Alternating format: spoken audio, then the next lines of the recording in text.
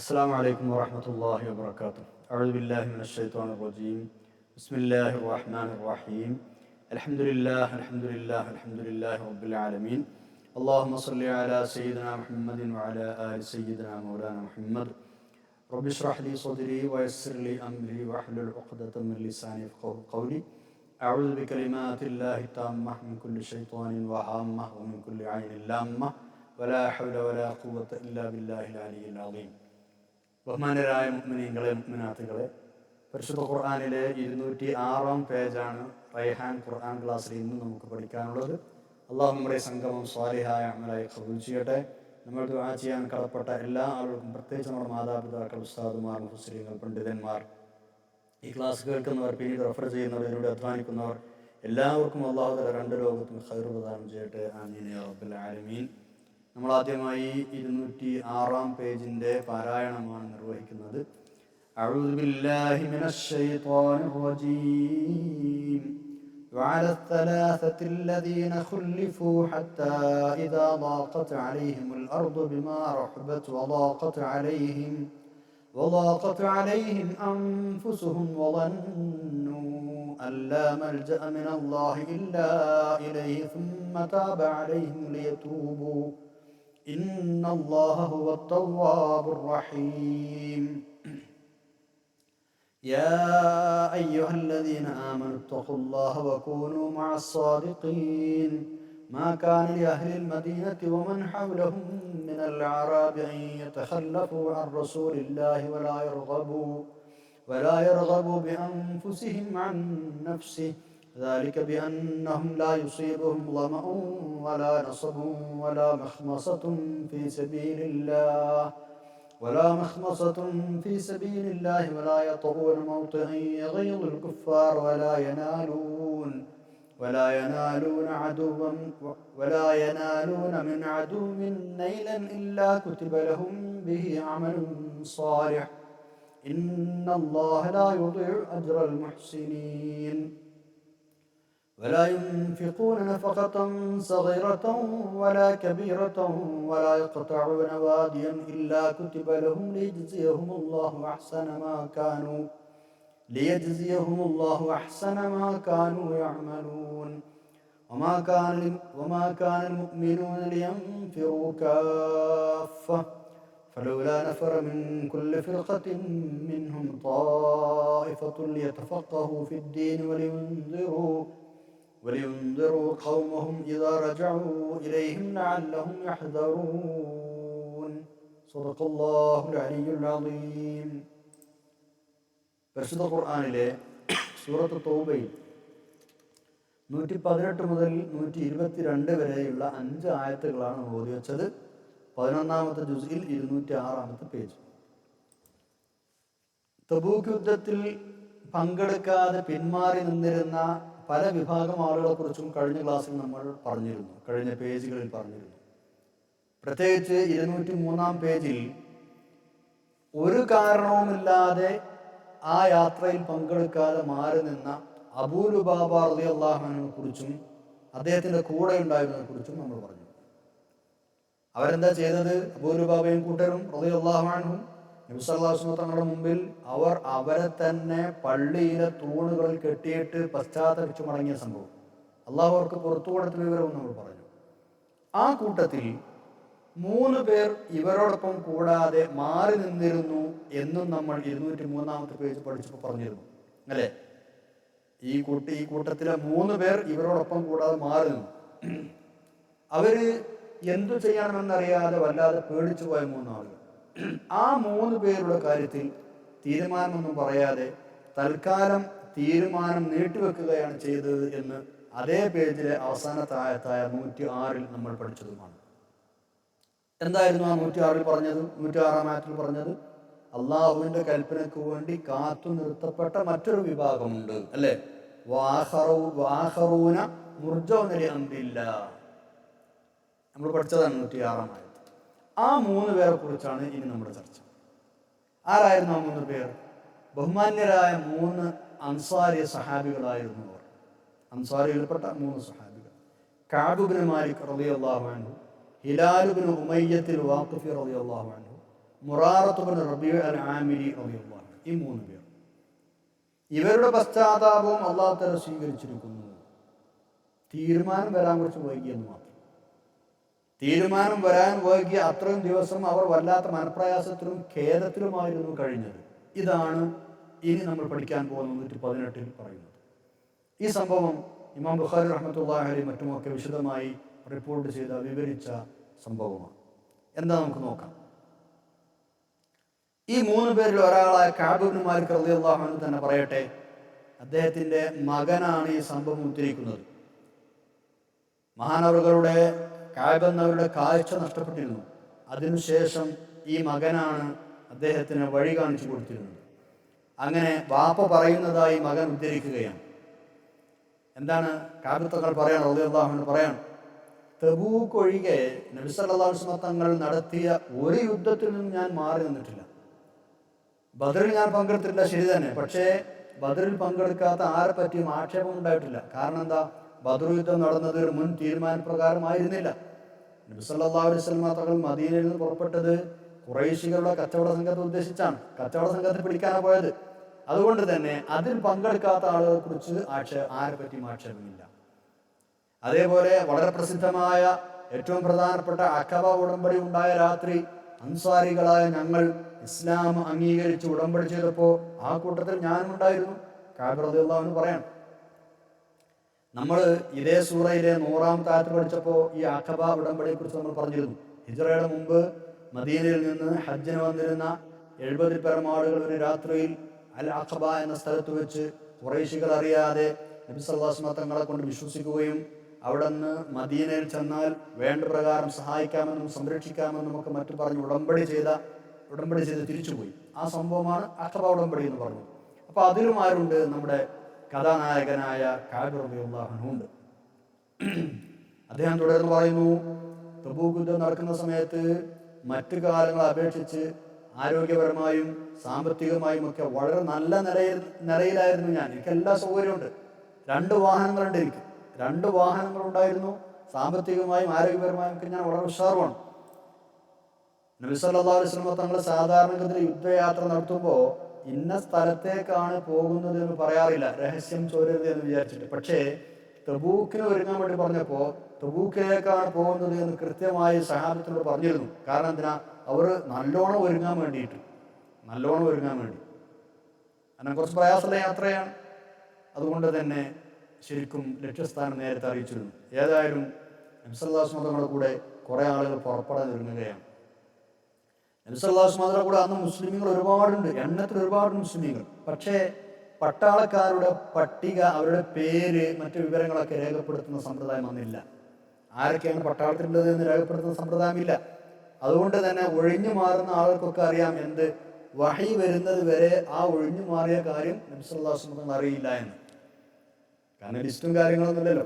അള്ളാഹു വഹി അറിയിച്ചു കൊടുത്താൽ അറിയും. അതുവരെ ഒഴിഞ്ഞു മാറിയ വിഷയത്തെക്കുറിച്ച് തങ്ങൾ അറിയില്ല എന്ന് എല്ലാവർക്കും അറിയാം. ഏതായാലും കഅബ് റളിയല്ലാഹു അൻഹു പറയാണ്, ഈത്തപ്പഴം പറിക്കാൻ സമയമായിട്ടുണ്ട്, ഈത്തപ്പഴം ഓര വെട്ടാൻ സമയമായിട്ടുണ്ട്. ഞാനാണെങ്കിൽ അതൊക്കെ ആഗ്രഹിച്ച് നിൽക്കുകയാണ്. അങ്ങനെയാണ് നബി സല്ലല്ലാഹു അലൈഹി വസല്ലം സത്യവിശ്വാസികളും ഒരുങ്ങാൻ തുടങ്ങുന്നത് തബൂക്കിലേക്ക് പോകാൻ. ഞാൻ എന്ത് ചെയ്യും? ഞാനും ഒരുങ്ങാമെന്ന് പോകും, ഒന്നും ശരിയാകാതെ തിരിച്ചു വരും.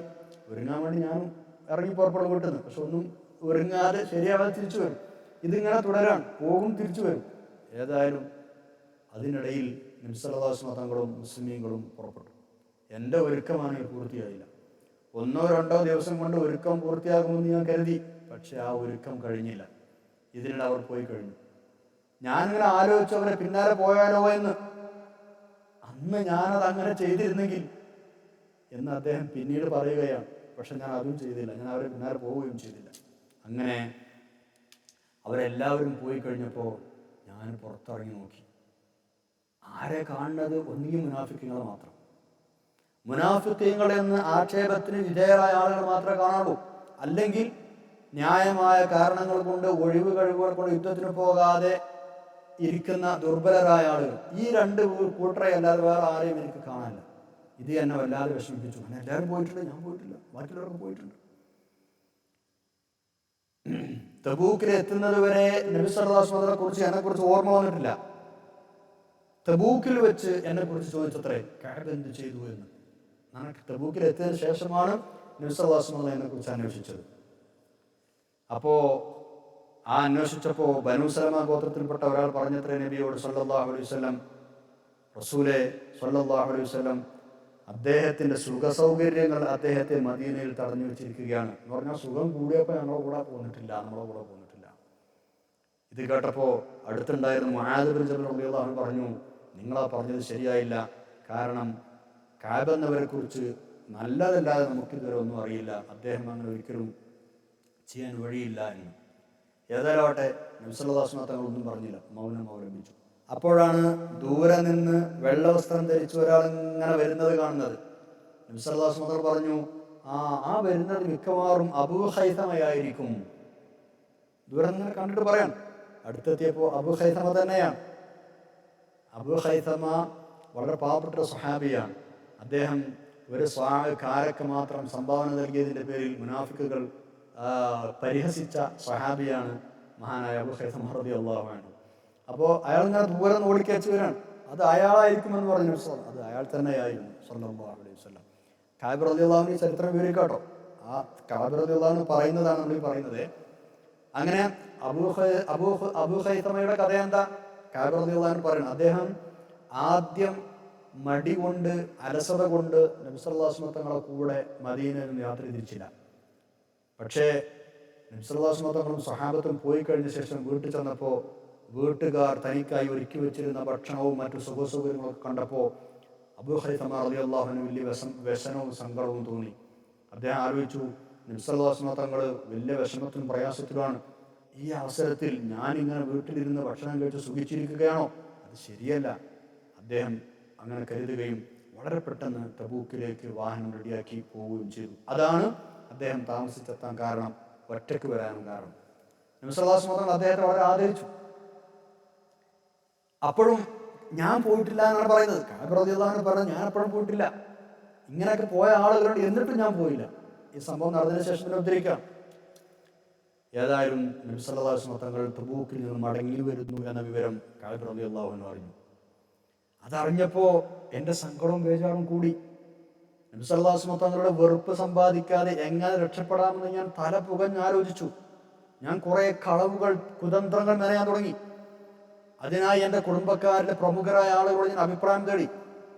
നബി സല്ലല്ലാഹു അലൈഹി വസല്ലം തങ്ങൾ എത്താറായി എന്ന് കേട്ടപ്പോൾ അവസാനം ഞാൻ തീരുമാനിച്ചു, നുണ പറയണ്ട, കളവ് പറയണ്ട, വേണ്ടാത്ത വിചാരങ്ങളൊക്കെ ഞാൻ മനസ്സിൽ നിന്ന് ഒഴിവാക്കി. റസൂലുള്ളാഹി സ്വല്ലല്ലാഹു അലൈഹി വസല്ലം തങ്ങളുടെ മുമ്പിൽ എന്തെങ്കിലും നുണ പറഞ്ഞ് രക്ഷപ്പെടാം എന്നത് വിലപ്പോവില്ല. ഏതെങ്കിലും നിലയ്ക്ക് വിശ്വാസം അത് അറിയും. പിന്നെന്തിനാണ് ഞാൻ നുണ പറയുന്നത്? എനിക്ക് രക്ഷയില്ല എന്ന് ഞാൻ മനസ്സിലാക്കി. അവസാനം സത്യം പറയാൻ തന്നെ തീരുമാനിച്ചു. നബി സല്ലല്ലാഹു അലൈഹി വസല്ലം തിരിച്ചെത്തി. അവിടെ നിന്ന് യാത്രയിൽ നിന്ന് മടങ്ങി വന്നാലുള്ള പതിവ് പ്രകാരം പള്ളിയിൽ കയറിയിട്ട് 2 റക്അത്ത് നിസ്കരിച്ച് പിന്നെ അവിടെ ഇരുന്നു ആളുകളുടെ വർത്തമാനങ്ങളും വിഷയങ്ങളൊക്കെ കേട്ട്, ഇതൊരു പതിവാണ്, ആളുകൾ കേൾക്കാൻ വേണ്ടി കുറച്ച് സമയം അവിടെ ഇരുന്നു. അങ്ങനെ തങ്ങൾ അവിടെ ഇരുന്നപ്പോൾ യുദ്ധത്തിന് പോകാത്ത ആളുകൾ ഓരോരുത്തരായി വന്നിട്ട് ഓരോ എക്സ്ക്യൂസുകൾ പറയാൻ ആരംഭിച്ചു. 80-ൽ പരം ആളുകൾ അങ്ങനെ വന്ന് പറഞ്ഞു എന്നാണ്. നബി സല്ലല്ലാഹു അലൈഹി വസല്ലം തങ്ങളൊക്കെ എന്ത് ചെയ്തു? അവരുടെ ആ കാരണം പുറമേയുള്ള അവസ്ഥ നോക്കിയിട്ട് അതൊക്കെ അംഗീകരിച്ചു കൊടുക്കുകയും അവർക്ക് അള്ളാഹുവിനോട് പൊറുക്കനെ തേടുകയും അവരുടെ ഉള്ളുകള്ളികൾ, രഹസ്യങ്ങൾ അള്ളാഹുവിനെ പരിമേൽപ്പിക്കുകയും ചെയ്തു. അങ്ങനെ കഅബ് റളിയല്ലാഹു അൻഹു പറയാണ്, ഞാൻ ചെന്ന് സലാം പറഞ്ഞു. അപ്പോൾ ദേഷ്യം ഉള്ളിലൊതുക്കിയ ഒരാളെപ്പോലെ ഒന്ന് പുഞ്ചിരിച്ചിട്ട് നബി സല്ലല്ലാഹു അലൈഹി വസല്ലം എന്നോട് പറഞ്ഞു, വാ എന്ന് പറഞ്ഞു, വരൂ എന്ന് പറഞ്ഞു. ഞാൻ പതുക്കെ ചെന്ന് അടുത്തിരുന്നു. എന്തേ കൂടെ വരാതിരുന്നത്? വാഹനം വാങ്ങിയിരുന്നില്ലേ? നബി സല്ലല്ലാഹു അലൈഹി വസല്ലം ചോദിക്കുകയാണ്.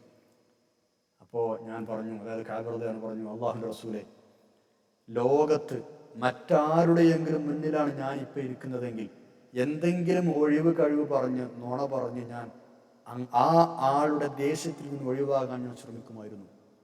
എനിക്ക് കുറേയൊക്കെ തർക്കിക്കാനും അറിയും, വർത്താനം പറയാനും അറിയും. പക്ഷേ അള്ളാഹുവിന് തന്നെ സത്യം, ഇന്ന് ഞാൻ അങ്ങയുടെ മുമ്പിൽ വല്ല നുണയും പറഞ്ഞാൽ, അങ്ങനെ ഞാൻ രക്ഷപ്പെട്ടാൽ അടുത്ത് തന്നെ എൻ്റെ നേരെ അങ്ങേക്ക് വെറുപ്പുണ്ടാകുന്ന വിധത്തിൽ അള്ളാഹു അത് സംബന്ധമായി വിവരം നൽകുമെന്ന് എനിക്ക് നല്ലവണ്ണം അറിയാം. ഞാൻ അങ്ങയോട് സത്യം പറഞ്ഞാലോ അങ്ങേക്ക് എന്നോട് ദേഷ്യവും തോന്നും. അതുകൊണ്ട് ഞാൻ എല്ലാം അള്ളാഹുവിൽ വരമേൽപ്പിച്ച് അള്ളാഹുവിൽ നിന്ന് നല്ലൊരു തീരുമാനം പ്രതീക്ഷിക്കുകയാണ്. അള്ളാഹു തന്നെ സത്യം, എനിക്ക് നിങ്ങളുടെ കൂടെ വരാതിരിക്കാൻ ഒരു കാരണവും ഉണ്ടായിരുന്നില്ല എന്ന് മാത്രമല്ല, ആ സമയത്തേക്കാൾ കഴിവും സൗകര്യവും അതിനു മുമ്പ് എനിക്ക് ഉണ്ടായിട്ടില്ല എന്ന് പറഞ്ഞാൽ നല്ല കഴിവും സുഖവുമുള്ള സൗകര്യവുമുള്ള അവസ്ഥയിലായിരുന്നു. ഇത് കേട്ടപ്പോൾ നബി സല്ലല്ലാഹു അലൈഹി വസല്ലം തങ്ങൾ പറഞ്ഞു, ഇയാൾ പറഞ്ഞത് സത്യമാണ്, താങ്കൾക്ക് പോകാം, അള്ളാഹു താങ്കളുടെ കാര്യത്തിൽ തീരുമാനമെടുത്തുകൊള്ളും. അങ്ങനെ കഅബ റളിയല്ലാഹു അൻഹു അവിടുന്ന് എഴുന്നേറ്റ് പോയി. അപ്പോഴുണ്ട് ബനൂ സലമ ഗോത്രത്തിലെ കുറെ ആളുകൾ എൻ്റെ പിന്നാലെ വരുന്നു. അവരെന്നോട് പറഞ്ഞു, കഅബയെ, നിങ്ങൾ ഇതിനു മുമ്പ് ഒരു തെറ്റും ചെയ്തിട്ടില്ലല്ലോ, മറ്റുള്ള എത്രയോ ആളുകൾ വന്ന് ഒഴിവുകൾ പറഞ്ഞില്ലേ, എക്സ്ക്യൂസുകൾ പറഞ്ഞ് സമ്മതം വാങ്ങിയില്ലേ, നിങ്ങൾക്കും അതേപോലെ എന്തെങ്കിലും പറയാമായിരുന്നില്ലേ? നിങ്ങളുടെ തെറ്റ് പുറത്തു കിട്ടാൻ നബി സല്ലല്ലാഹു അലൈഹി വസല്ലം തങ്ങളുടെ ദുആ മതിയായിരുന്നല്ലോ, നിങ്ങൾ ചെയ്തത് വലിയ അബദ്ധമായി പോയി. അങ്ങനെയൊക്കെ കൂടി അവരെന്നെ ശക്തമായി ശകാരിച്ചുകൊണ്ടിരിക്കുകയാണ്, ആക്ഷേപിച്ചുകൊണ്ടിരിക്കുകയാണ്. എനിക്കും തോന്നി ഒന്നുകൂടി പോയിട്ട് ഞാൻ നേരത്തെ പറഞ്ഞത് നുണയാണ് എന്ന് പറയാൻ വരെ എനിക്ക് തോന്നിപ്പോയി. നബി സല്ലല്ലാഹു അലൈഹി വസല്ലം അടുത്ത് പോയിട്ട് ഒന്നുകൂടി ഞാൻ പറഞ്ഞ നുണയാണെന്ന് പറയാൻ തോന്നിപ്പോയി. ഞാൻ അവരോട് ചോദിച്ചു, എൻ്റെ ഈ അനുഭവം വേറെ ആർക്കും ഉണ്ടായിട്ടുണ്ടോ? അപ്പോൾ അവർ പറഞ്ഞു, ഉണ്ട്, 2 പേരുണ്ട്, മുറാറത്തും ഹിലാലും. അവരും നീ പറഞ്ഞ അതേപോലെയാണ് പറഞ്ഞത്, നിന്നോട് പറഞ്ഞതുപോലെ തന്നെയാണ് നബി സല്ലല്ലാഹു അലൈഹി വസല്ലം അവരോട് പറഞ്ഞത്. അപ്പോൾ കഅബ എന്നവർ പറയാണ്, നല്ല 2 കൂട്ടുകാരെയാണ് അവർ എനിക്ക് പറഞ്ഞു തന്നത്, ബദറിൽ പങ്കെടുത്ത മഹാന്മാരായ സഹാബികളാണ് അവർ. ഏതായാലും ഞാൻ അവിടെ നിന്ന് പോയി. പിന്നീടാണ് കാര്യങ്ങൾ ആകെ മാറി മറിയുന്നത്. നബി സല്ലല്ലാഹു അലൈഹി വസല്ലം തങ്ങൾ ആളുകളോട് പറഞ്ഞു, ഈ 3 പേരോടും ആരും സംസാരിക്കരുത്. ഈ 3 പേരോട് സംസാരിക്കരുത് പറഞ്ഞപ്പോൾ ആളുകൾ ഞങ്ങൾ ബഹിഷ്കരിച്ചു, അവർ ഞങ്ങൾ വെറുത്തു. കഅബ റളിയല്ലാഹു അൻഹു പറഞ്ഞു, എന്നെ സംബന്ധിച്ചിടത്തോളം ഭൂമി തന്നെ രൂപം മാറി, ഭൂമിയുടെ രൂപം തന്നെ മാറിയതുപോലെയായി. അത് ഞാൻ മുമ്പ് അറിയാത്ത ഭൂമിയാണെന്ന് എനിക്ക് തോന്നിപ്പോയി. എൻ്റെ കൂട്ടുകാരാണെങ്കിൽ മുറാറയും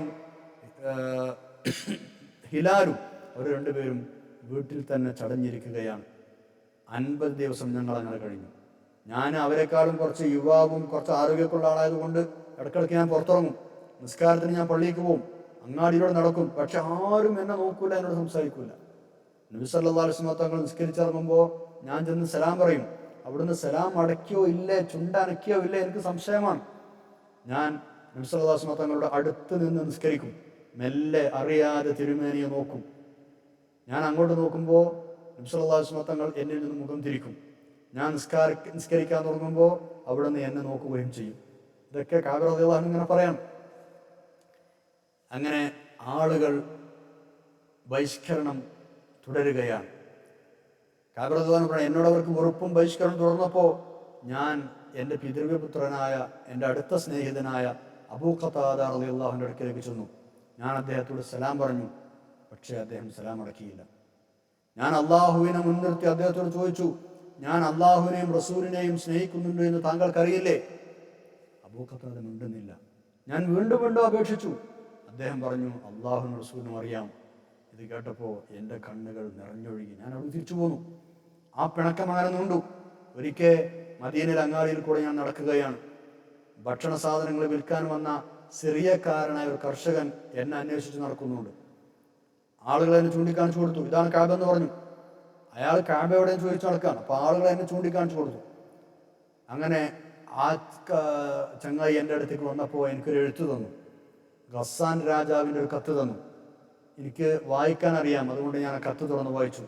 ആ കത്തിൽ ഇങ്ങനെയാണ് ഉണ്ടായിരുന്നത്: കഅബേ, താങ്കളുടെ നേതാവ് താങ്കളുമായി പിണങ്ങി എന്ന് നമ്മൾ അറിഞ്ഞിരിക്കുന്നു.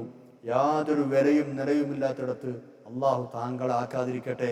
ഈ ഭൂമി നിന്ദതയുടെ ഭൂമിയൊന്നുമല്ല, നിങ്ങൾ ഇങ്ങോട്ട് വരൂ, വേണ്ടതെല്ലാം നാം ചെയ്തു തരാം. ഇതാണ് രാജാവിൻ്റെ കത്തിലുള്ളത്.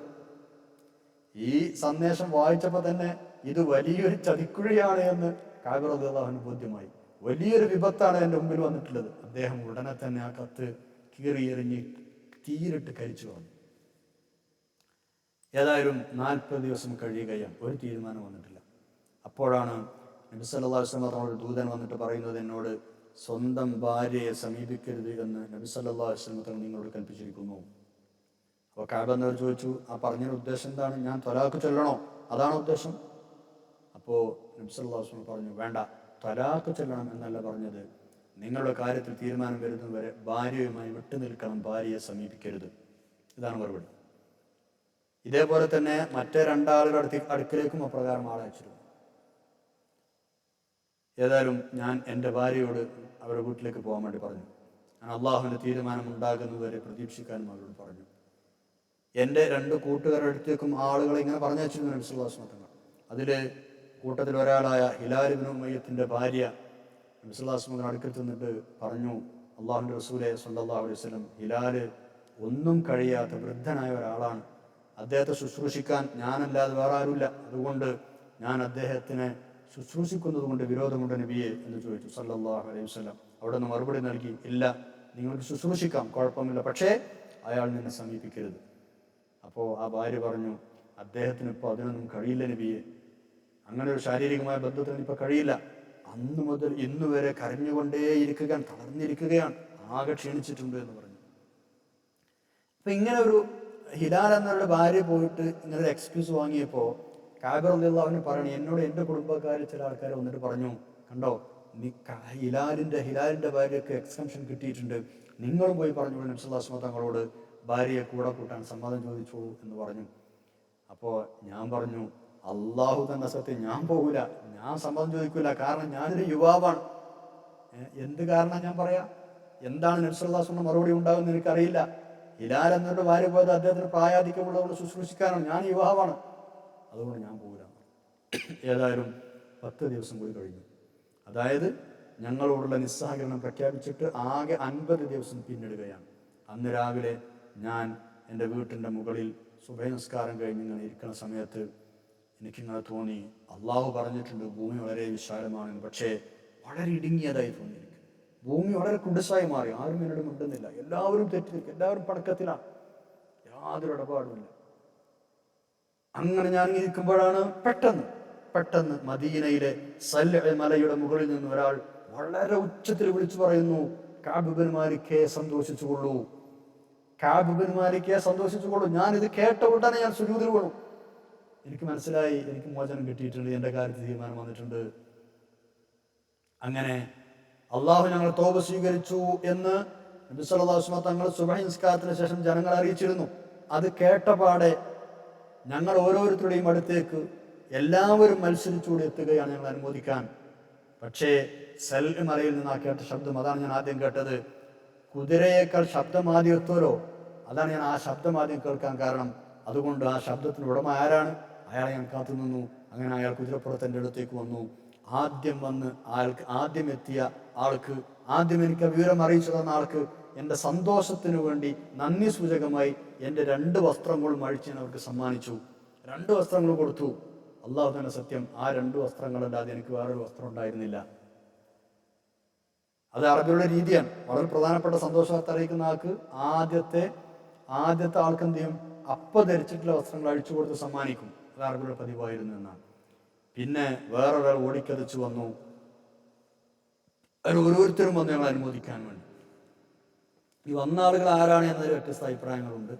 കുതിരപ്പുറത്ത് ചെന്നത് സുബൈർ ഇബ്നു അവ്വാം റളിയല്ലാഹു അൻഹു ആണ്. അതേപോലെ ഓടി വന്നത് ഹംസത്ത് ഇബ്നു അംർ റളിയല്ലാഹു അൻഹു ആണ് എന്നൊക്കെ ചില റിപ്പോർട്ടുകളിലുണ്ട്. അതേപോലെ ഉറക്കെ ഉച്ചത്തിൽ വിളിച്ചു പറഞ്ഞത് അബൂബക്കർ റളിയല്ലാഹു അൻഹു എന്ന് വേറൊരു അഭിപ്രായമുണ്ട്. അപ്പോൾ ആരാണിത് പറഞ്ഞത്, ആരൊക്കെയാണ് ഓടി വന്നത് എന്നൊക്കെ പേരുകളൊക്കെ അഭിപ്രായ വ്യത്യാസങ്ങളുണ്ട്. ഏതായാലും സംഭവം അവരുടെ തൗബ സ്വീകരിച്ചെന്ന വിവരം അവർ അറിയിക്കാൻ ഒരുപാട് ആളുകൾ അനുമോദിക്കാൻ ഓടിക്കതച്ച് വന്നിട്ടുണ്ട് എന്നർത്ഥം. ഏതായാലും ഇനി നബി സല്ലല്ലാഹു അലൈഹി വസല്ലം അടുത്തേക്ക് പോകണ്ടേ. അങ്ങനെ ഞാൻ നബി സല്ലല്ലാഹു അലൈഹി വസല്ലം അടുത്തേക്ക് പോകാൻ ഒരുങ്ങി. 2 വസ്ത്രങ്ങൾ വായ്പ വാങ്ങിയിട്ട് അത് ധരിച്ചിട്ടാണ് ഞാൻ പോയത്. കാരണം വസ്ത്രങ്ങളൊക്കെ കൊടുത്തല്ലോ. എൻ്റെ തൗബ സ്വീകരിച്ചതിൻ്റെ ഒരു അനുമോദിക്കാൻ വേണ്ടി ഞാൻ പോകുന്ന വഴിയിലൊക്കെ ആളുകൾ കൂട്ടം കൂടി നിൽക്കുന്നുണ്ട്. ഏതായാലും ഞാൻ പള്ളിയിലേക്ക് കടന്നു. നബി സല്ലല്ലാഹു അലൈഹി വസല്ലം ഒരു ഭാഗത്ത് ഇരിക്കുന്നുണ്ട്, ചുറ്റും ആളുകളുണ്ട്. പള്ളിയിലേക്ക് കടന്നപാടെ ത്വൽഹ റളിയല്ലാഹു അൻഹു ഓടി വന്ന് എനിക്ക് കൈ തന്നു, എന്നെ അനുമോദിച്ചു. ഞാൻ നബി സല്ലല്ലാഹു അലൈഹി വസല്ലം തങ്ങൾക്ക് സലാം പറഞ്ഞു. ആ മുഖം സന്തോഷം കൊണ്ട് പ്രകാശിതമായിരുന്നു.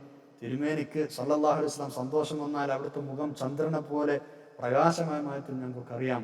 തിളങ്ങുന്ന മുഖത്തോടെ അവിടെ നിന്ന് എന്നോട് പറഞ്ഞു, മാതാവ് നിന്നെ പ്രസവിച്ചതിന് ശേഷം കഴിഞ്ഞു പോയതിനേക്കാളെല്ലാം ഏറ്റവും നല്ല ദിവസം ഇന്നാണ്, കഅബയെ നീ സന്തോഷിച്ചു കൊള്ളുക.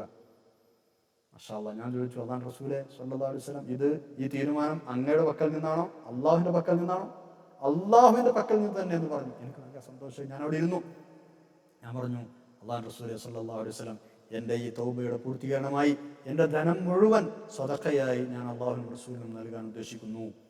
നബി സല്ലല്ലാഹു അലൈഹി വസല്ലം തങ്ങൾ പറഞ്ഞു, വേണ്ട, മുഴുവൻ വേണ്ട, കുറച്ച് ധനം നീ സൂക്ഷിച്ചു വെക്കണം, അത് നിനക്ക് നല്ലതാണ്. അപ്പോൾ പറഞ്ഞു, എന്നാൽ ഖൈബറിലുള്ള എൻ്റെ ഓഹരി ഞാൻ സൂക്ഷിച്ച് എനിക്ക് വേണ്ടി വെക്കാം, ബാക്കിയൊക്കെ അള്ളാഹുവിൻ്റെ മാർഗത്തിൽ റസൂലിന് വേണ്ടി ഞാൻ സംഭാവന ചെയ്യുക, ധർമ്മം ചെയ്യുകയാണ്. സത്യം പറഞ്ഞത് കൊണ്ടാണ് അള്ളാഹുവിനെ രക്ഷപ്പെടുത്തിയതെന്ന് എനിക്കറിയാം. അതുകൊണ്ട് ഭാവിയിൽ സത്യമേ പറയൂ എന്ന് ഞാൻ തീരുമാനിക്കുന്നു, അതെൻ്റെ തൗബയുടെ ഭാഗമാണ്. ഇങ്ങനെ കഅബ് റളിയല്ലാഹു അൻഹു നബി സല്ലല്ലാഹു അലൈഹി വസല്ലം പറഞ്ഞു. നബി സല്ലല്ലാഹു അലൈഹി വസല്ലം തങ്ങളോട് സത്യം പറഞ്ഞ ശേഷം എന്നെപ്പോലെ ഇത്രയും കടുത്ത പരീക്ഷണത്തിന് വിധേയനായി പിന്നീട് വലിയ വിജയം തേടിയെത്തിയ ഒരാളെ എനിക്കറിയില്ല. അതിനുശേഷം ഇന്നേ വരെ അറിഞ്ഞുകൊണ്ട് ഞാൻ ആരോടും കളവ് പറഞ്ഞിട്ടില്ല, മേലിലും അള്ളാഹുവിനെ കാക്കുമെന്ന് ഞാൻ ആശിക്കുന്നു എന്ന് കഅബ് റളിയല്ലാഹു അൻഹു പിന്നീട് പറഞ്ഞിട്ടുണ്ട്. ഇതുമായി ബന്ധപ്പെട്ടാണ് 117, 118, 119 വാക്യങ്ങൾ അവതരിച്ചത്. ലഖദ് താബ അല്ലാഹു അലൻ നബി എന്ന് തുടങ്ങുന്ന 117-ാമത്തെ ആയത്തും വഅല സലാസത്തിൽ ഖുല്ലിഫു എന്ന് തുടങ്ങുന്ന 118 മുതലുള്ള ആയത്തുകളും. അതിൽ 117 നമ്മൾ കഴിഞ്ഞ ക്ലാസ്സിൽ പഠിച്ചതാണ്. ഇൻഷാ അല്ലാഹ് ഇനി നമ്മൾ ആയത്തിലേക്ക് കടക്കാം. അഊദു ബില്ലാഹി മിനശ് ശൈത്വാനിർ റജീം.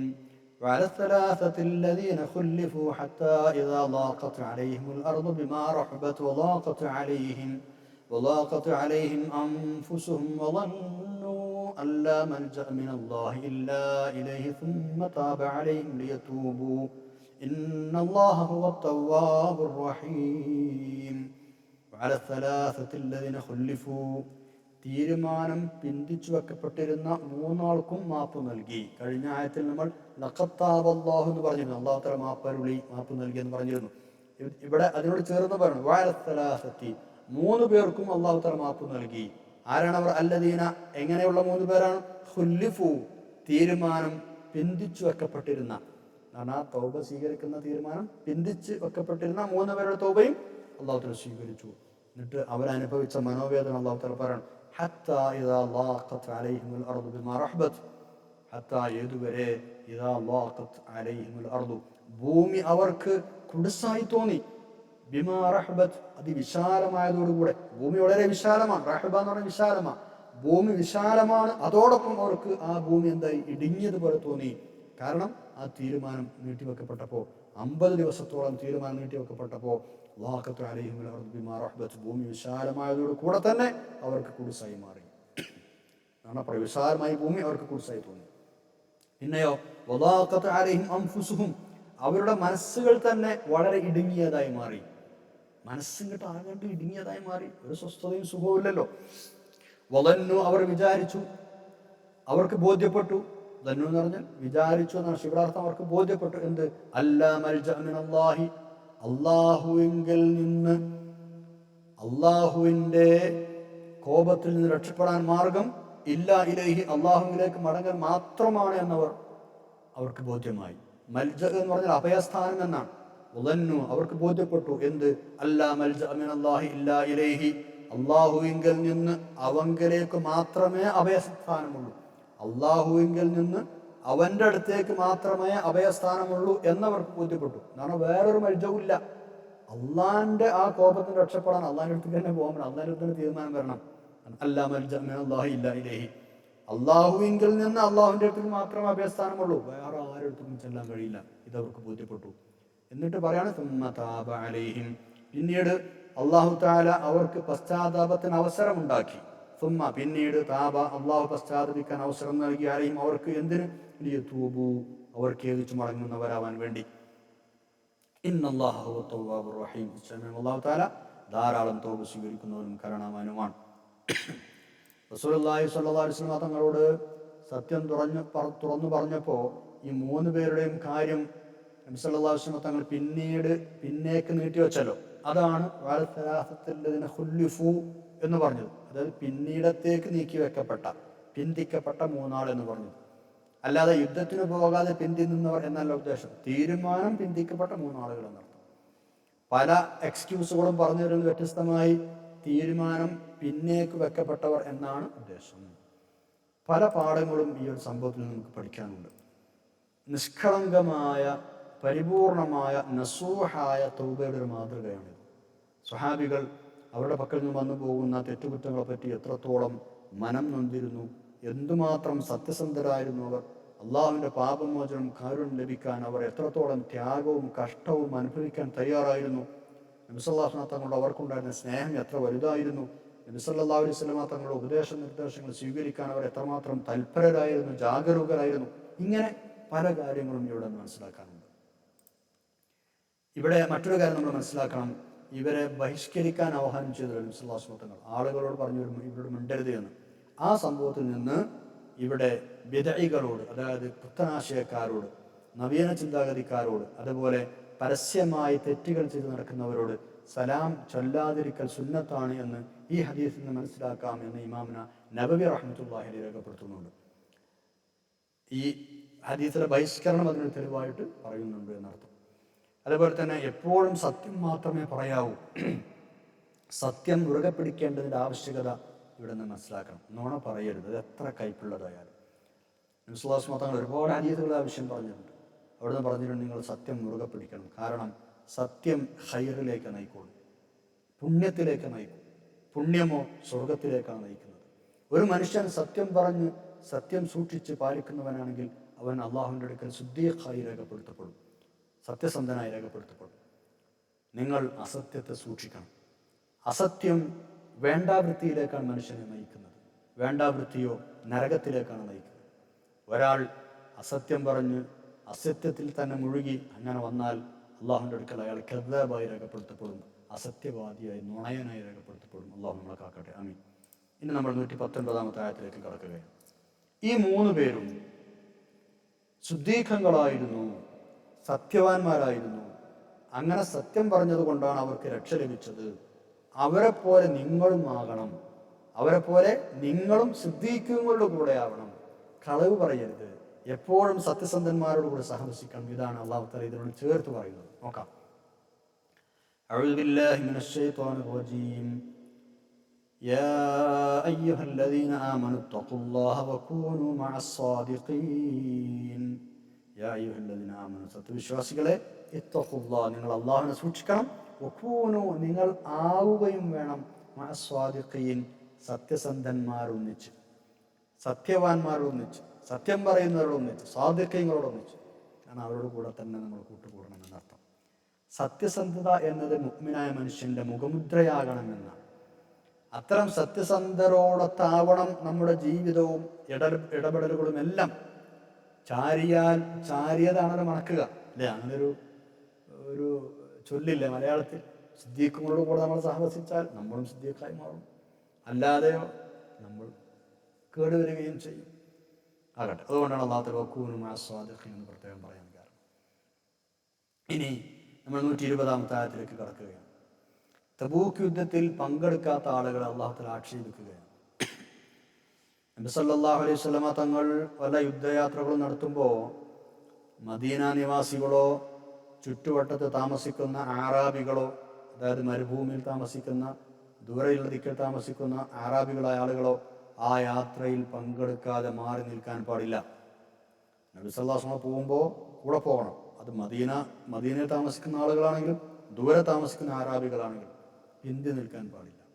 അതുപോലെ തന്നെ റസൂലുള്ളാഹി സ്വല്ലല്ലാഹു അലൈഹി വസല്ലം തങ്ങൾക്ക് വല്ല ആപത്തോ വിഷമമോ നേരിടുന്നത് ശ്രദ്ധിക്കാതെ സ്വന്തം കാര്യത്തിൽ മാത്രം ശ്രദ്ധ പതിപ്പിക്കാനും പാടില്ല. തങ്ങളുടെ കാര്യം പോലെ എന്നല്ല, അതിലേറെ ഉപരിയായി നബി സല്ലല്ലാഹു അലൈഹി വസല്ലമയുടെ കാര്യത്തിലും അവർക്ക് താല്പര്യമുണ്ടാവണം, ശ്രദ്ധയുണ്ടാവണം. ഇതാണ് അല്ലാഹു തആല പറയുന്നത്. കാരണം നബി സല്ലല്ലാഹു അലൈഹി വസല്ലം തങ്ങൾ അവരുടെ നേതാവാണ്. നബി സല്ലല്ലാഹു അലൈഹി വസല്ലം തങ്ങൾ അനുഭവിച്ചതുപോലെയുള്ള കഷ്ടനഷ്ടങ്ങൾ അവർ സഹിച്ചിട്ടില്ല.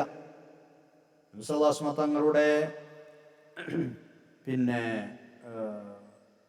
ഈ ആളുകളുടെ, ഈ സ്വഹാബത്തിന്റെ കാലുകൾ പലപ്പോഴും പതറിയപ്പോൾ നബി സല്ലല്ലാഹു അലൈഹി വസല്ലം തങ്ങളോട് പതറിയിട്ടില്ല. തങ്ങൾ ഉറച്ചു തന്നെ നിന്നു. ഉഹദ് യുദ്ധം, ഹുനൈൻ യുദ്ധം പോലെയുള്ള പല സംഭവങ്ങളും തെളിവാണ്.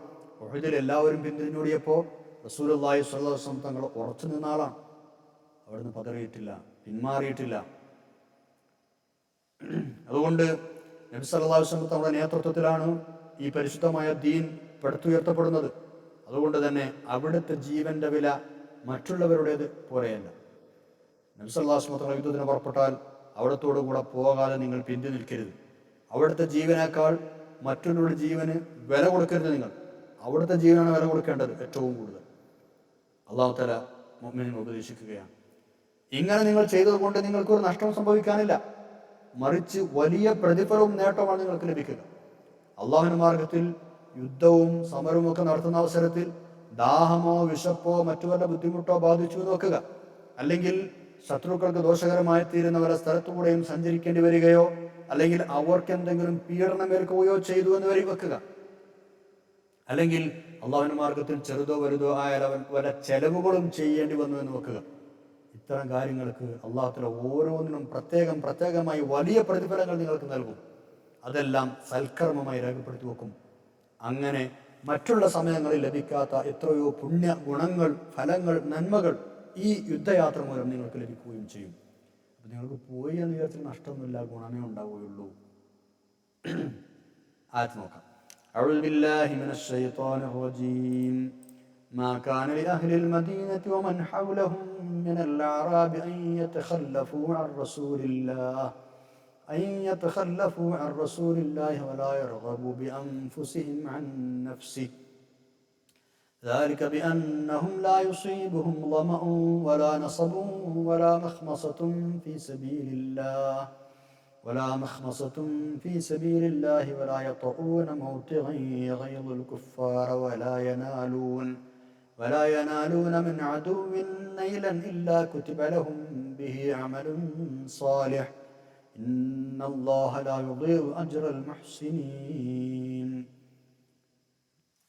അള്ളാഹു തആല പറയാണ്, മാ കാന അഹ്ലിൽ മദീനത്തി, മദീനക്കാർക്ക് പാടില്ല, വമൻ ഹൗലഹും അവരുടെ ചുറ്റുമുള്ള ആളുകൾക്കും, മിനൽ ആറാബി ആറാബികളിൽപ്പെട്ട, എന്നാൽ മദീനയിൽ താമസിക്കുന്ന ആളുകൾക്കും അവർക്ക് ചുറ്റും താമസിക്കുന്ന ആറാബികൾക്കും, എന്നാൽ പട്ടണത്തിൽ നിന്ന് മാറി ദൂരെ ദിക്കിൽ താമസിക്കുന്ന ആളുകൾക്ക് നടത്തും. അപ്പോൾ മാ കാന അഹ്ലിൽ മദീനത്തി വമൻ ഹൗലഹും മിനൽ ആറാബി, മദീനക്കാർക്കും അവരുടെ പരിസരത്തുള്ള ഗ്രാമവാസികളായ ആറാബികൾക്കും പാടില്ല. എന്തിനു പാടില്ല? റസൂലുള്ളാഹി സ്വല്ലല്ലാഹു അലൈഹി വസല്ലം തങ്ങളെ വിട്ട് മാറി നിൽക്കാൻ പാടില്ല. എന്നാൽ തങ്ങൾ യുദ്ധത്തിന് പോകുമ്പോൾ കൂടെ പോകാതിരിക്കാൻ പാടില്ല, കൂടെ പോകണം. പിന്നെന്തിനും പാടില്ല?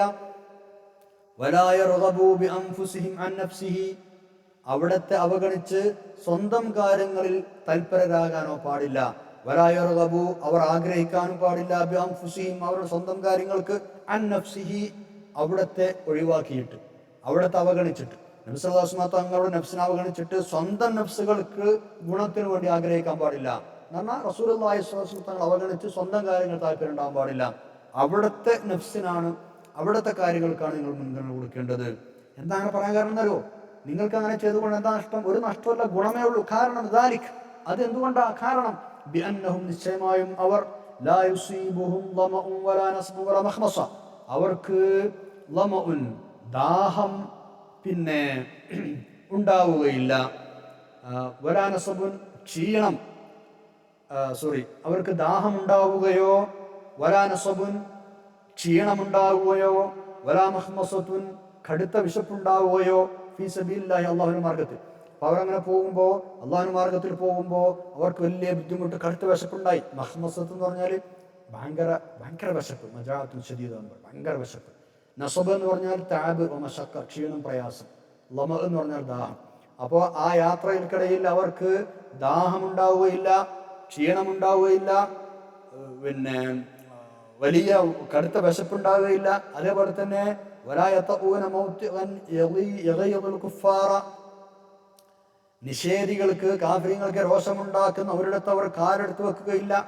അതേപോലെ തന്നെ വലാ യനാലൂന മിൻ അദുവിൻ നൈല, പ്രതിയോഗിക്ക് ദേഹോപദ്രവം ഏൽപ്പിക്കുകയില്ല.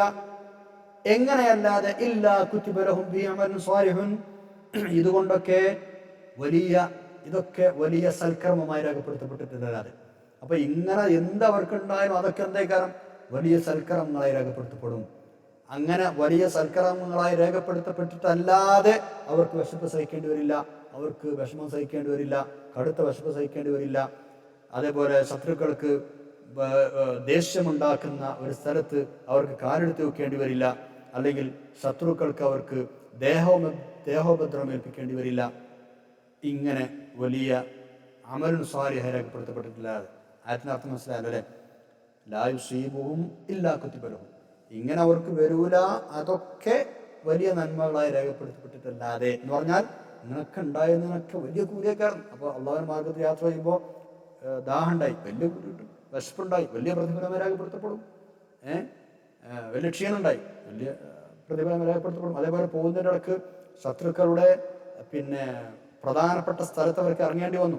കാരണം ആ സ്ഥലത്ത് ഇറങ്ങിയാൽ ശത്രുക്കൾക്ക് ദേഷ്യവും. അങ്ങനത്തെ സ്ഥലത്ത്, കാരണം അവരുള്ള സ്ഥലത്ത്, എന്നാൽ അവർക്കിടയിൽ എന്നർത്ഥം. വരായത്തൊക്കൂൻ, അവർ ചവിട്ടുകയില്ല, അവർ കാല് വെക്കുകയില്ല. മൗത്തിഅൻ, ചവിട്ടുന്നൊരു സ്ഥലം. യഗീദുൽ കുഫാറ, കുഫാറുകളെ ദേഷ്യപ്പെടുത്തുന്ന എന്ന് പറഞ്ഞാൽ അവരവിടെ കാലെടുത്ത് വെക്കുന്നത് കൊണ്ട് ശത്രുക്കൾക്ക് ദേഷ്യമുണ്ടാവും. അങ്ങനത്തെ ഒരു സ്ഥലത്ത് അവർ കാലെടുത്ത് വെക്കുകയില്ല. അതും അവർക്ക് വലിയ പ്രതിഫലമായി രേഖപ്പെടുത്തപ്പെട്ടിട്ടല്ലാതെ. ഊന ശരിക്കും ചവിട്ടുകയില്ല എന്നാണ് അർത്ഥം. വലായത്തൊക്കൂൻ, അവർ കാലെടുത്ത് വെക്കുകയില്ല. മൗത്തിഅൻ, ഒരു കാലെടുത്ത് വെക്കുന്ന സ്ഥലത്ത്. യഗീദുൽ കുഫാറ, അവിടെ കാലെടുത്ത് വെക്കുന്നത് ആർക്ക് ദേഷ്യമാണ്? കാഫിറുകൾക്ക് ദേഷ്യമാണ്. അതേപോലെ തന്നെ വലാ യനാലൂന മിൻ അദുവിൻ നൈല, അദുവിന് എന്തെങ്കിലുമൊക്കെ ദേഹോപദ്രവം ഏൽപ്പിക്കുകയുമില്ല എന്ന് പറഞ്ഞാൽ അങ്ങനത്തെ സ്ഥലത്ത് കാലെടുത്ത് വെച്ചു, അവരുടെ ഏറ്റുമുട്ടേണ്ടി വന്നു. അങ്ങനെ അവർക്ക് എന്തെങ്കിലുമൊക്കെ ദേഹോപദ്രവം ഏൽപ്പിക്കേണ്ടി വന്നു. അങ്ങനത്തെ അവസരങ്ങളിലും അതും വലിയ പ്രതിഫലമായി രേഖപ്പെടുത്തപ്പെടും. അപ്പോൾ ഒരു യുദ്ധയാത്രയിൽ സംഭവിക്കുന്നതെല്ലാം എന്താവും? വലിയ പ്രതിഫലങ്ങളായി രേഖപ്പെടുത്തപ്പെടും. ഇന്നല്ലാഹ ലാ യുളീഉ അജ്റൽ മുഹ്സിനീൻ, അല്ലാഹു തആല സൽക്കർമ്മം ചെയ്യുന്ന പ്രതിഫലം ഒരിക്കലും നഷ്ടപ്പെടുത്തുകയില്ല, പാഴാക്കുകയില്ല. ഇന്നല്ലാഹ, അല്ലാഹു തആല നിശ്ചയം, ലാ യുളീഉ, അവൻ പാഴാക്കുന്നതല്ല, അജ്റൽ മുഹ്സിനീൻ, നന്മ ചെയ്യുന്നവരുടെ പ്രതിഫലം. ഇമാം റാസി ഇവിടെ എഴുതുന്നുണ്ട്, വലാ യർഗബു ബി അൻഫുസിഹിം അൻ നഫ്സിഹി എന്ന ആയത്തിന്റെ തഫ്സീറിൽ നബി സല്ലല്ലാഹു അലൈഹി വസല്ലം തങ്ങളെ അവിടുത്തെ സ്വന്തം ശരീരത്തിന് എന്തെല്ലാം കാര്യം ഇഷ്ടപ്പെടുന്നുവോ അതെല്ലാം സത്യവിശ്വാസികൾ ഇഷ്ടപ്പെടണം. തങ്ങൾക്ക് എന്താണോ ഇഷ്ടം അത് സത്യവിശ്വാസികൾക്ക് അനിഷ്ടകരമായി തോന്നാൻ പാടില്ല. നബി സല്ലല്ലാഹു അലൈഹി വസല്ലം തങ്ങൾ ഈ കണ്ട ത്യാഗങ്ങളൊക്കെ ചെയ്യുന്നത് സ്വന്തം താല്പര്യങ്ങൾക്ക് വേണ്ടിയാണ്? അല്ലല്ലോ, സമൂഹത്തിന് നന്മക്ക് വേണ്ടിയാണ്. അതുകൊണ്ട് തന്നെ അവിടത്തോടൊപ്പം നിങ്ങൾ യുദ്ധത്തിന് പോകണം. അതുമൂലമുണ്ടാകുന്ന കഷ്ടനഷ്ടങ്ങൾക്ക് അല്ലാഹു തആല വലിയ പ്രതിഫലം നൽകും. വിഷമകരമായ പ്രയാസകരമായ ഘട്ടങ്ങളിൽ അള്ളാഹുവിൻ്റെ റസൂലുമായി സ്വല്ലല്ലാഹു അലൈഹി വസല്ലം സഹകരിക്കാൻ മുഅ്മിനീങ്ങളോട് ആവശ്യപ്പെടുകയാണ് അല്ലാഹു തആല. നബി സല്ലല്ലാഹു അലൈഹി വസല്ലം തങ്ങൾ അനുഭവിക്കേണ്ടി വരുന്ന പ്രതികൂല സാഹചര്യങ്ങളൊക്കെ സ്വയം ഏറ്റെടുക്കാനും സഹാബികളോട് പറയുകയാണ്. കാരണം അള്ളാഹു ഏറ്റവും പ്രധാനമായി കാണുന്നത് നബി സല്ലല്ലാഹു അലൈഹി വസല്ലം തങ്ങളുടെ കാര്യമാണ്. ഏത് പ്രതിസന്ധി ഘട്ടത്തിലും നിങ്ങൾ പിന്നാക്കം നിൽക്കാൻ പാടില്ല. ഇത് സഹാബികളോട് വളരെ അർത്ഥവത്തായ രീതിയിൽ അള്ളാഹു തആല നിരോധിക്കുകയാണ്. ഒരിക്കലും പിന്മാറരുത് റസൂലിൻ്റെ കൂടെ പോകാതെ സ്വല്ലല്ലാഹു അലൈഹി വസല്ലം. അതോടൊപ്പം തന്നെ നബി സല്ലല്ലാഹു അലൈഹി വസല്ലം തങ്ങളെ അനുധാവനം ചെയ്യാനുള്ള ശക്തമായ പ്രേരണ കൂടിയാണ് ഈ ആയത്ത്. എപ്പോഴും തങ്ങളുടെ കൂടെ ഉണ്ടാവണം, എപ്പോഴും തങ്ങൾ പറഞ്ഞതനുസരിച്ച് നടക്കണം, തങ്ങളുടെ സുന്നത്തുകൾ മുറുകെ പിടിച്ച് ജീവിക്കണം. ഇങ്ങനെയൊക്കെ ഇവിടുന്ന് മനസ്സിലാക്കണമെന്ന് തഫ്സീറുൽ കശ്ശാഫിൽ രേഖപ്പെടുത്തിയിട്ടുണ്ട്. അടുത്ത ആയത്തിലേക്ക് കടക്കാം. 121 ആയത്ത്. ഇതിനോട് ചേർന്ന് പറയാം, അള്ളാഹുവിൽ വിശ്വസിക്കുകയും അവൻ്റെ മാർഗത്തിൽ പ്രവർത്തിക്കുകയും പോരാടുകയൊക്കെ ചെയ്യുമ്പോൾ, പ്രത്യേകിച്ച് ധർമ്മസമയത്തിന് ഇറങ്ങുമ്പോൾ പൈസ ചെലവാക്കേണ്ടി വരും. അത് ചിലപ്പോൾ ചെറിയ സംഖ്യയായിരിക്കും, മറ്റു ചിലപ്പോൾ വലിയ സംഖ്യയായിരിക്കും. അതുപോലെ യാത്രകൾ അനിവാര്യമായി വരും. എന്നാൽ നിങ്ങൾ ആ ചെലവഴിക്കുന്ന ചെറിയതോ വലിയതോ ആയ സംഖ്യകളാവട്ടെ, ആ യാത്രക്ക് വേണ്ടി നിങ്ങൾ താണ്ടുന്ന ദൂരങ്ങളാവട്ടെ, കാൽപ്പാടുകളാവട്ടെ, എന്ത് വിഷമങ്ങളാവട്ടെ, അതൊന്നും വൃഥാവിലാകില്ല, ഒന്നും വെറുതെ ആവില്ല. അതൊക്കെ അല്ലാഹു തആല ഹസനത്തുകളായി രേഖപ്പെടുത്തും. എന്നിട്ട് ആ പുണ്യകർമ്മങ്ങൾക്ക് അത്രയും നിങ്ങൾക്ക് അല്ലാഹു തആല പ്രതിഫലം തരും. അതാണ് 121 പറയുന്നത്. അഊദു ബില്ലാഹി മിനശ് ശൈത്വാനിർ റജീം. വലാ യുൻഫിഖൂന നഫഖതൻ സഗീറതൻ വലാ കബീറതൻ വലാ യഖ്തഊന വാദിയൻ ഇല്ലാ കുതിബ ലഹും ലിയജ്സിയഹും അല്ലാഹു അഹ്സന മാ കാനൂ യഅമലൂൻ. നമ്മൾ നേരത്തെ പറഞ്ഞു, ആയത്തോട് ചേർത്ത് വായിക്കാം. ذلك بأنهم لا يصيبهم ظمأ ولا نصب إلا كتب لهم എന്ന് പറഞ്ഞില്ലേ അല്ലേ? ظمأ ولا نصب ولا مخمصة അങ്ങനെ إلا كتب لهم. അതേപോലെയാണ് ഇവിടെ പറയുന്നത്, ولا ينفقون نفقة صغيرة ولا كبيرة. അതുപോലെ തന്നെ ചെറിയതോ വലിയതോ ആയ തുക അവർ അള്ളാഹുവിൻ്റെ വഴിയിൽ ചെലവഴിക്കുകയില്ല. വലാ യഖ്തഊന വാദിയൻ, ഒരു താഴ്വരയും അവർ മുറിച്ചു കടക്കുകയും ഇല്ല. ഇല്ലാ കുതിബ ലഹും, അവർക്ക് രേഖപ്പെടുത്തപ്പെട്ടിട്ടല്ലാതെ, അതൊരു സൽക്കർമ്മമായി രേഖപ്പെടുത്തപ്പെട്ടിട്ടല്ലാതെ. അപ്പോൾ അവർ എന്ത് ചെറിയ നഫഖത്ത് ചെയ്താലും, ചെറിയതോ വലിയതോ ആയ ചെലവ് ചെയ്താലും, ഏതു താഴ്വരകൾ അവർ യാത്രയിൽ മുറിച്ചു കടന്നാലും അതൊക്കെ വലിയ സൽപ്രവൃത്തികളായി അല്ലാഹു തആല രേഖപ്പെടുത്തും. വലാ യുൻഫിഖൂന നഫഖതൻ സഗീറതൻ വലാ കബീറ, ചെറിയതോ വലിയതോ ആയ ഒരു ചെലവും അവർ ചെയ്യൂല. ഒരാക്കത്തവൻ അവർ മുറിച്ചു കടക്കുകയില്ല വാദ്യൻ ഒരു താഴ്വരയും ഇല്ലാ കുറ്റുബലും അവർക്ക് രേഖപ്പെടുത്തപ്പെട്ടിട്ടല്ലാതെ. എന്തിനാ അങ്ങനെ ചെയ്യണത്? ലിയജ്സിഹുമുല്ലാഹു, അള്ളാഹു അവർക്ക് പ്രതിഫലമായി നൽകാൻ വേണ്ടി. എന്ത്? അഹ്സനമാക്കാനും യഅമലൂൻ, അവർ ചെയ്തുകൊണ്ടിരിക്കുന്ന ഏറ്റവും നല്ല കാര്യങ്ങൾക്ക് അള്ളാഹു തആല പ്രതിഫലം നൽകാനാണിത്. അതായത് കർമ്മങ്ങൾക്ക് പ്രതിഫലമുണ്ട്, ഏറ്റവും നല്ല പ്രതിഫലമുണ്ട്. രണ്ട് രൂപത്തിൽ കൂലി കൊടുക്കും. പ്രതിഫലം കൊടുക്കും, ഏറ്റവും നല്ല കൂലി കൊടുക്കും. അഹ്സൻ, അതിൽ ഏറ്റവും നല്ല പ്രതിഫലമാണ് ഇവർക്ക് നൽകുക. ലിയജ്സിഹുമുല്ലാഹു അഹ്സന മാ കാനൂ യഅമലൂൻ.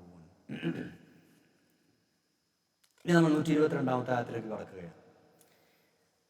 ഇബ്നു അബ്ബാസ് റളിയല്ലാഹു അൻഹു പറയുന്നുണ്ട്, നബി സല്ലല്ലാഹു അലൈഹി വസല്ലം തങ്ങൾ യുദ്ധത്തിന് പോവുകയാണെങ്കിൽ മുനാഫിക്കുകളോ അതേപോലെ തന്നെ അംഗീകരിക്കപ്പെടുന്ന കാരണങ്ങളുള്ളവരോ മാത്രമേ പോകാതെ ഇരിക്കാറുണ്ടായിരുന്നുള്ളൂ. കാരണം തബൂക്ക് യുദ്ധം കഴിഞ്ഞപ്പോൾ ഈ പോകാത്ത ആളുകളെ ആക്ഷേപിച്ചുകൊണ്ട്, ഗുരുതരമായി ആക്ഷേപിച്ചുകൊണ്ട് ആയത്തുകൾ ഇങ്ങനെ ഇറങ്ങിയല്ലോ. ഈ ആയത്തുകൾ ഇറങ്ങിയതാകുമ്പോൾ എല്ലാവർക്കും പേടിയായി, എല്ലാ മുഅ്മിനീങ്ങൾക്കും പേടിയായി. ആയത്തുകളൊക്കെ കണ്ടപ്പോൾ അവർ സത്യം ചെയ്ത് പറഞ്ഞത്രേ, ഇനി മേലിൽ ഞങ്ങൾ ഒരൊറ്റ യുദ്ധത്തിൽ നിന്നും പിന്മാറൂല, എല്ലാ യുദ്ധത്തിലും ഞങ്ങൾ കൂടെ പോകും, നബി സല്ലല്ലാഹു അലൈഹി വസല്ലം കൂടെ പോകും, എല്ലാ യുദ്ധത്തിലേക്കും ഞങ്ങൾ പോകും. കാരണം ആയത്തുകൾ ഇങ്ങനെ ഇറങ്ങി ആക്ഷേപിച്ചത് കണ്ടപ്പോൾ തബൂക്ക് യുദ്ധത്തിൽ പോകാത്തവരെ കുറിച്ച്. അങ്ങനെ തബൂക്ക് യുദ്ധമൊക്കെ കഴിഞ്ഞ് തിരിച്ചു വന്ന ശേഷം നബി സല്ലല്ലാഹു അലൈഹി വസല്ലം തങ്ങൾ പല സേനാ വിഭാഗങ്ങളെയും പലയിടത്തേക്കും പറഞ്ഞയച്ചുകൊണ്ടിരുന്നു. പല ഭാഗത്തേക്കും ഇങ്ങനെ ആളുകളെ സൈന്യത്തെ പറഞ്ഞേക്കും. അപ്പോൾ മുഅ്മിനീങ്ങളായ ആളുകൾ എന്ത് ചെയ്യും? എല്ലാവരും പോവും, കൂട്ടത്തോടെ പോവും, എല്ലാവരും പോവും. അങ്ങനെ നബി സല്ലല്ലാഹു അലൈഹി വസല്ലം തങ്ങൾ മദീനയിൽ ഒറ്റക്കാണ് ഒരു അവസരം വന്നു. നബി സല്ലല്ലാഹു അലൈഹി വസല്ലം തങ്ങൾ മദീനയിൽ ഒറ്റക്കാവുന്ന അവസ്ഥ വന്നു. എല്ലാവരും പോയിട്ട്, കാരണം അവിടെ നിന്ന് എല്ലാവർക്കും പേടിയാണ്. അപ്പോൾ നബി സല്ലല്ലാഹു അലൈഹി വസല്ലം തങ്ങൾ പോകാതെ ശരിയാന്ന് അതിന് പറയാം, സൈന്യത്തെ പറഞ്ഞേക്കുള്ളൂ. ഗസ്വത്ത് നബി സല്ലല്ലാഹു അലൈഹി വസല്ലം പങ്കെടുക്കുന്ന യുദ്ധമാണ്. ശരിയ എന്ന് പറഞ്ഞാൽ നബി സല്ലല്ലാഹു അലൈഹി വസല്ലം നേരിട്ട് പങ്കെടുക്കാതെ ആളുകളെ പറഞ്ഞേക്കുന്ന യുദ്ധമാണ്. അപ്പോൾ ഇങ്ങനെ നബി സല്ലല്ലാഹു അലൈഹി വസല്ലം തങ്ങൾ മാത്രം മദീനയിലാവുകയും ബാക്കിയുള്ള ആളുകളൊക്കെ യുദ്ധത്തിന് പോവുകയും ചെയ്യുമ്പോൾ ആ സമയത്ത് അവതരിക്കുന്ന മതനിയമങ്ങൾ, വഹി വരുമല്ലോ, ആ സമയത്ത് വരുന്ന വഹിയെ സ്വഹാബികൾക്ക് മനസ്സിലാക്കാൻ, പഠിക്കാൻ പ്രയാസമായി മാറി. അവരെല്ലാവരും യുദ്ധത്തിലാണ് പോരുന്നത്, അറിയില്ല, എല്ലാവരും പോവല്ലേ. ഈ പശ്ചാത്തലത്തിനായി നമ്മൾ പഠിക്കുന്ന ആയത്തിറങ്ങുന്നത്. എന്താണ് ആയത്തിൻ്റെ ഉദ്ദേശം? യുദ്ധങ്ങൾക്കും മറ്റുമൊക്കെയായി ഒന്നടങ്കം നിങ്ങൾ പോകാൻ പാടില്ല. മറിച്ച് ഒരു വിഭാഗം യുദ്ധത്തിന് പോവുകയും മറ്റൊരു വിഭാഗം നബി സല്ലല്ലാഹു അലൈഹി വസല്ലം കൂടെ ഉണ്ടാവുകയും വേണം. ആ കൂടെ ഉണ്ടാകുന്ന ആളുകൾ, നബി സല്ലല്ലാഹു അലൈഹി വസല്ലം കൂടെ ഉണ്ടാകുന്ന ആളുകൾ മതം പഠിക്കണം, മതത്തിൻ്റെ നിയമങ്ങൾ പഠിക്കണം. എന്നിട്ട് യുദ്ധത്തിന് പോയി തിരിച്ചു വരുന്ന ആളുകൾക്ക് അത് പഠിപ്പിച്ചു കൊടുക്കുകയും വേണം. ഇന്നത്തെ പോലെ അല്ല, യുദ്ധയാത്ര എന്ന് പറഞ്ഞാൽ മാസങ്ങളും ആഴ്ചകളും നീണ്ടു യാത്രകളല്ലേ. അപ്പോൾ അത് പഠിക്കാൻ, ദീൻ പഠിക്കാൻ ഒരു കൂട്ടർ നബി തങ്ങളുടെ കൂടെ ഉണ്ടാവണം. ഒരു കൂട്ടർ പോയി യുദ്ധം ചെയ്യുകയും വേണം. എല്ലാവരും കൂടി പോയതെന്ന് പറഞ്ഞു. എല്ലാവരും പോകണമെന്ന് പറഞ്ഞത് ഏതിനാണ്? നബി സല്ലല്ലാഹു അലൈഹി വസല്ലം തങ്ങൾ അടക്കം പോകുന്ന യുദ്ധങ്ങൾക്ക് നിങ്ങൾ എല്ലാവരും പോകണം, അല്ലാത്തതിന് എല്ലാവരും പോരുത്. നബി സല്ലല്ലാഹു അലൈഹി വസല്ലം തങ്ങൾ പോകുന്ന തബൂക്ക് യുദ്ധം പോലെയുള്ള യുദ്ധവേളയിലാണ് എല്ലാവരും പോകണമെന്ന് പറഞ്ഞത്. പക്ഷേ നബി സല്ലല്ലാഹു അലൈഹി വസല്ലം പോകാതെ സ്വഹാബികളെ മാത്രം പറഞ്ഞയക്കുന്ന യുദ്ധമാണെങ്കിൽ ശരീഅത്ത് എന്ന് പേര് അറിയപ്പെടുന്നതിനാണ്. അതിന് എല്ലാവരും കൂടെ പോകരുതെന്നും ചിലർ നബി സല്ലല്ലാഹു അലൈഹി വസല്ലം കൂടെ ഇരിക്കണമെന്നും ആ ഇരിക്കുന്ന ആളുകൾ അറിവ് പഠിക്കണമെന്നും എന്നിട്ട് അവർ പോയ ആളുകൾ തിരിച്ചു വരുമ്പോൾ അവർക്ക് പഠിപ്പിച്ചു കൊടുക്കുകയും വേണമെന്ന് പറയുകയാണ്. ആയത്ത് നോക്കാം. അഊദു ബില്ലാഹി മിനശ് ശൈത്വാനിർ റജീം. വമാ കാനൽ മുഅ്മിനൂന ലിയൻഫിറൂ കാഫ്ഫ ഫലൗലാ നഫറ മിൻ കുല്ലി ഫിർഖത്തിൻ മിൻഹും ത്വായിഫത്തുൻ ലിയതഫഖഹു ഫിദ്ദീൻ വലിയുൻദിറൂ ഖൗമഹും ഇദാ റജഊ ഇലൈഹിം ലഅല്ലഹും യഹ്ദറൂൻ. വമാ കാനൽ മുഅ്മിനൂന, മുഅ്മിനീങ്ങൾക്ക് പാടില്ല, ലിയൻഫിറൂ കാഫ്ഫ, ഒന്നടങ്കം യുദ്ധത്തിന് പുറപ്പെട്ടു പോകാൻ പാടില്ല. ലിയൻഫിറൂ എന്ന് പറഞ്ഞാൽ ഒന്നടങ്കം എല്ലാവരും കൂടി പോവുക, കാഫ്ഫത്തൻ എല്ലാവരും കൂടെ, ലിയൻഫിറൂ പുറപ്പെട്ടു പോകാൻ പാടില്ല. യൻഫിറൂ എന്ന് പറഞ്ഞാൽ പുറപ്പെട്ടു പോകുക. അപ്പോൾ എല്ലാവരും കൂടെ സത്യവിശ്വാസം ഒന്നായിട്ട് യുദ്ധത്തിന് പുറപ്പെട്ടു പോകാൻ പാടില്ല. ഫലൗലാ നഫറ മിൻ കുല്ലി ഫിർഖത്തിൻ മിൻഹും ത്വായിഫ, അവരിലെ ഓരോ വിഭാഗത്തിൽ നിന്നും ഓരോ സംഘം നബി സല്ലല്ലാഹു അലൈഹി വസല്ലം തങ്ങളോടൊന്നിച്ച് ഇരിക്കണം. ഫലൗലാ നഫറ, അപ്പോൾ പുറപ്പെട്ടുകൂടായിരുന്നോ, മിൻ കുല്ലി ഫിർഖത്തിൻ മിൻഹും, അവരിൽപ്പെട്ട ഓരോ വിഭാഗത്തിൽ നിന്നും, ത്വായിഫത്തിന് ഒരു വിഭാഗം, അതായത് മുഅ്മിനീങ്ങളിൽപ്പെട്ട ഒരു വിഭാഗം യുദ്ധത്തിന് പോകുമ്പോൾ മറ്റൊരു വിഭാഗം നബി സല്ലല്ലാഹു അലൈഹി വസല്ലം തങ്ങളോട് ഇരിക്കാൻ പുറപ്പെട്ടുകൂടായിരുന്നോ? യുദ്ധത്തിന് പുറപ്പെട്ടുകൂടായിരുന്നല്ല. ഫലൗലാ നഫറ എന്ന് പറഞ്ഞ ഇവിടെ അർത്ഥം എന്താണ്? നബി സല്ലല്ലാഹു അലൈഹി വസല്ലം തങ്ങളോട് ഒന്നിച്ചിരിക്കാൻ അവർക്ക് പുറപ്പെട്ടുകൂടായിരുന്നോ എന്തിന്? ലിയതഫഖഹു ഫിദ്ദീൻ, അവർ മതവിഷയങ്ങളിൽ വിജ്ഞാനം നേടാൻ വേണ്ടി. ലിയതഫഖഹു, അവർ അറിവ് നേടാൻ വേണ്ടി, ഫിദ്ദീൻ, മതപരമായ കാര്യങ്ങളിൽ. എന്നിട്ടോ വലിയുൻദിറു, അവർ മുന്നറിയിപ്പ് നൽകാൻ വേണ്ടിയും. ഖൗമഹും, അവരുടെ ഖൗമിന്. ഏത് ഖൗമിന്? യുദ്ധത്തിന് പോയ ടീമിന്. എപ്പോ? ഇദാ റജഉ ഇലൈഹിം, അവർ ഇങ്ങോട്ട് തിരിച്ചു വന്നാൽ. ലഅല്ലഹും യഹ്ദറുൻ, അവർ സൂക്ഷ്മത പുലർത്താൻ വേണ്ടി. അപ്പോ ഒരു വിഭാഗം യുദ്ധത്തിന് പോകുമ്പോൾ മറ്റൊരു വിഭാഗം, ആ വിഭാഗം എന്ത് ചെയ്യണം? നബി സല്ലല്ലാഹു അലൈഹി വസല്ലം കൂടെ ഇരുന്നിട്ട് ദീൻ പഠിക്കുകയും പോയ ആളുകൾ തിരിച്ചു വരുമ്പോൾ അവർക്കത് പറഞ്ഞു കൊടുക്കുകയും വേണം. ഫലൗലാ നഫറ മിൻ കുല്ലി ഫിർഖത്തിൻ മിൻഹും ത്വായിഫ, അവരിലെ ഓരോ വിഭാഗത്തിൽ നിന്നും ഓരോ സംഘം നബിയോടൊന്നിച്ച് ഇരുന്നുകൂടായിരുന്നോ? ഇരിക്കട്ടെ എന്നർത്ഥം. എന്തിന്? മതവിഷയങ്ങൾ പഠിക്കാനും മറ്റവർക്ക് പറഞ്ഞു കൊടുക്കാൻ. ലഅല്ലഹും യഹ്ദറൂൻ, അവർ സൂക്ഷ്മത പുലർത്താൻ വേണ്ടി. മടങ്ങിയെത്തുമ്പോൾ അവർക്ക് മതകാര്യങ്ങൾ പഠിപ്പിക്കാനായി ഒരു സംഘം എന്തുകൊണ്ട് നബിയോട് കൂടെ ഇരിക്കുന്നില്ല? അതാണ് ചോദ്യം. ഫലൗലാ നഫറ എന്ന് പറഞ്ഞാൽ എന്തുകൊണ്ട് ഇരിക്കുന്നില്ല, എന്തുകൊണ്ട് പുറപ്പെട്ടു പോകുന്നില്ല എന്നാണ് ശരിക്കാരത്താണ്. നബി സല്ലല്ലാഹു അലൈഹി വസല്ലം കൂടെ ഇരിക്കാൻ അവർ എന്തുകൊണ്ട് പുറപ്പെട്ടു പോകുന്നില്ല? യുദ്ധം എന്നത് ഫർദ് കിഫായയാണ്, എന്ന് പറഞ്ഞാൽ ഒരു സാമൂഹികമായ ബാധ്യതയാണ്. ഒരു കൂട്ടർ നിർവഹിച്ചാൽ തന്നെ സമൂഹത്തിലുള്ള എല്ലാവരുടെയും ബാധ്യത അതോടെ തീരും. അതല്ലാതെ ഓരോ വ്യക്തിക്കും ബാധകമാകുന്ന വ്യക്തിപരമായ കടമ അല്ലത്. അതോടുകൂടെ തന്നെ എല്ലാവരും യുദ്ധത്തിന് പോയാൽ മതവിജ്ഞാനങ്ങൾ പഠിക്കാനും പ്രചരിപ്പിക്കാനും ആളില്ലാതെ വരികയും ചെയ്യും.